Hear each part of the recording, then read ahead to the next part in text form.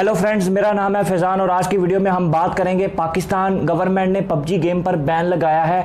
Online अब इस game को नहीं खेल सकते इसकी वजह से, तो क्या किसी तरह इसे अनबैन किया जा सकता है? तो चलिए शुरू करते हैं। 30 जुलाई 2016 को लॉन्च हुई इस गेम को 30 करोड़ के बजट में बनाया गया था, लेकिन इस गेम के चलते अभी तक 686 से ज़्यादा लोगों की जानें जा चुकी हैं। और अगर मैं एक इंसान की ज़िंदगी की कीमत लगा भी लूँ तो वो इस गेम के बजट से कहीं ज़्यादा होगी। इन 686 में से ज़्यादा जो है वो सुसाइड केस हैं, और वो भी टीन एज के बच्चों में, यानी जो नाबालिग होते हैं, अभी कम उम्र के यूथ में जो बच्चे हैं उनमें सुसाइड केस बहुत ज़्यादा, और ये खतरे की घंटी है। और कुछ मर्डर केस भी है इसमें, और इसको पाकिस्तान में बैन करने की यही वजह है कि इसकी वजह से टीन एज में सुसाइड केस बहुत सामने आ रहे थे। जब एक हफ्ते में 2 से 3 सुसाइड केस सामने आ गए तो पाकिस्तान गवर्नमेंट ने इसको इमीडिएटली ऑनलाइन बैन कर दिया। तो इसके बैन होने की वजह यही है कि सुसाइड केस सामने आ रहे थे, कुछ मर्डर केस भी सामने आ रहे थे पूरी दुनिया में इस गेम के लिए। तो इसको अनबैन इसी तरह किया जा सकता है अगर आप इन वजहों को रोक सकें जिसकी वजह से पबजी को बैन किया गया है, इनको रोक सकें तो हो सकता है इसे अनबैन कर दिया जाए। मैं पबजी नहीं खेलता, लेकिन मैं गेम खेलने के फुल सपोर्ट में हूं, क्योंकि मैं जानता हूं कि गेम खेलने के स्टूडेंट्स पर, खासकर यूथ पर बहुत ही पॉजिटिव इफेक्ट्स आते हैं। और ये रिसर्च में भी साबित हुआ कि जो बच्चे गेम्स खेलते हैं उनका माइंड प्रॉब्लम सॉल्विंग हो जाता है, उनकी अटेंशन इंक्रीज होती है, उनका परसेप्शन इंक्रीज होता है। इसकी वजह से उनकी इंडिविजुअल पर्सनैलिटी भी इंक्रीज होती है, उनकी जो प्रॉब्लम सॉल्विंग मेथड्स हैं वो अच्छे हो जाते हैं। इसके अलावा वो मल्टीटास्कर हो जाते हैं। तो स्टूडेंट्स पर गेम खेलने के बहुत पॉजिटिव इफेक्ट्स हैं, लेकिन एंडरसन एंड बुशमन की 2001 की स्टडी के मुताबिक अगर आप किसी भी गेम को एक्सेस में खेलेंगे, बहुत ज़्यादा टाइम तक अगर आप उसको खेलेंगे, दिन में बहुत ज़्यादा देर तक किसी भी गेम को खेलेंगे, तो उसके नेगेटिव इफेक्ट्स होते ही हैं। माइंड अग्रेसिव हो जाता है, अग्रेसिव थॉट्स आते हैं, डिप्रेशन में चले जाते हैं, जिसकी वजह से सुसाइड के सामने आते हैं। खासकर पबजी जैसी गेम जो अग्रेसिव कंटेंट पे बनी हुई है, उसमें सिर्फ एनिमी पर शूटिंग ही चलती रहती है।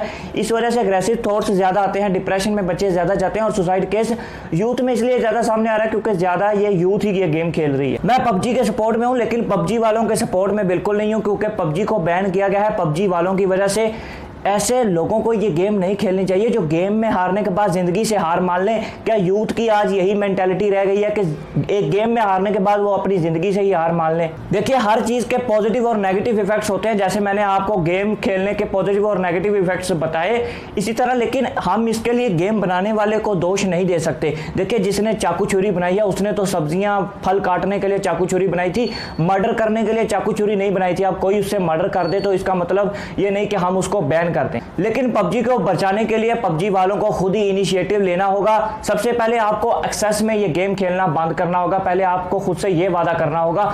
मैं आपको सजेशन दूंगा कि आप दिन में सिर्फ 50 मिनट से 1 घंटा इस गेम को खेलें। क्या हुआ, 1 घंटा बहुत कम लग रहा है पबजी वालों को? तो ज़रा ये सुन लो, अगर आपकी फॉर एग्जांपल आपकी एज है 70 साल, तो 70 साल में से आपने ज़िंदगी कितनी जी है? अगर एक 70 साल का इंसान अपनी ज़िंदगी में 7 से 8 घंटे भी सोया है दिन में, तो उसने अपनी ज़िंदगी के 25 साल सोते हुए ही गुजार दिए।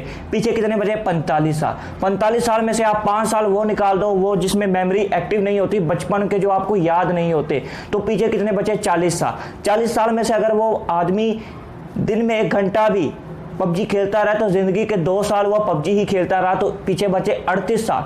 38 साल में से अगर वो इंसान सिर्फ स्कूल गया है, 10 साल स्कूल गया और 6 से 7 घंटा पढ़ता रहा, तो इसमें 3 साल उसके ज़िंदगी के सिर्फ उस स्कूल की पढ़ाई के टाइम में गुजर जाते हैं। पीछे बचे 35 साल। और अगर आप उसके बाद कॉलेज जाते हैं, यूनिवर्सिटी जाते हैं, मास्टर्स की डिग्री लेते हैं, डॉक्टर बनते हैं, डॉक्टरेट की डिग्री लेते हैं, तो ज़िंदगी में आपको जीने के लिए कितना टाइम मिलता है? 25 साल ज़्यादा से ज़्यादा। तो एक 70 साल का इंसान 25 साल ही जीता है। आप देख लें, 1 घंटा पबजी खेलने का और सोने का और ये सारा टाइम निकालकर आपके पास जिंदगी में बचता क्या है? तो 1 घंटा भी आपकी जिंदगी का बहुत ज्यादा है। और क्या आपने कभी खुद को 1 घंटा दिया है अपने लिए? कभी ये सोचा है 1 घंटे के लिए कि मैंने जिंदगी में आगे क्या करना है, मेरा फ्यूचर क्या है? गेम खेलने के अलावा कभी सोचा है 1 घंटा अपने लिए खुद निकाला है? और जो 18 साल के बच्चे आज पबजी की वजह से खुदकुशी कर रहे हैं, जानते हैं उन्होंने जिंदगी कितनी जी है? 3 साल एक बच्चा 18 साल का बच्चा 3 साल जिंदगी में सोते हुए गुजार देता है, और 5 साल वो मेमोरी जिसमें एक्टिव नहीं होती, बचपन के 5 साल जो आपको याद नहीं होते, वो निकाल दो, तो पीछे कितने बचते हैं? 10 साल। 10 साल में से अगर वो दिन में 1 घंटे से ज़्यादा पबजी खेलता है तो ज़िंदगी का 1 साल वो पबजी खेलते हुए गुजार देता है। यानी ज़िंदगी में वो जीता कितने हैं? सिर्फ 9 साल। एक 18 साल का बच्चा जब खुदकुशी करता है तो वो ज़िंदगी में सिर्फ 9 साल जीता है। अब आपको 1 घंटा काफी ज्यादा लग रहा होगा, लेकिन आप गेम जरूर खेलें। मैंने आपको बताया गेम खेलने के बहुत पॉजिटिव इफेक्ट्स हैं, लेकिन नेगेटिव इफेक्ट्स भी हैं अगर आप टाइम से ज्यादा खेलते हैं। इसके अलावा आपकी आई पर स्ट्रेन पड़ता है, जिसकी वजह से 2050 में दुनिया की आधी आबादी को चश्मा लगा होगा।